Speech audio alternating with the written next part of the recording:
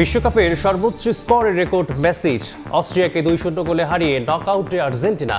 সমর্থকদের উচ্ছ্বাস, জোড়া গোলে ফ্রান্সকে জয় উপহার এমবাপের। চীন সফরে প্রধানমন্ত্রী তারেক রহমান যোগ দেবেন ওয়ার্ল্ড ইকোনমিক ফোরামের সম্মেলনে। বৈঠক করবেন চীনের শীর্ষ নেতাদের সঙ্গেও। 2 চুক্তিসহ হতে পারে 13টি সমঝোতা।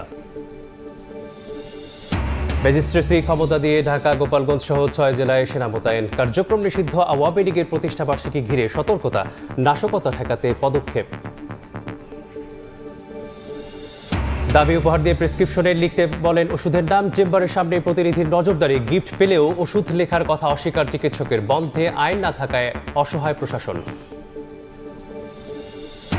এবং সৌর বিদ্যুৎ উৎপাদনের নতুন দিগন্ত হতে পারে তিস্তা মহাপরিকল্পনা। উদ্ধার হওয়া জমিতে 1000 মেগাওয়াটেরও বেশি সৌর বিদ্যুৎ উৎপাদনের সম্ভাবনা। কমবে আমদানি নির্ভরতা।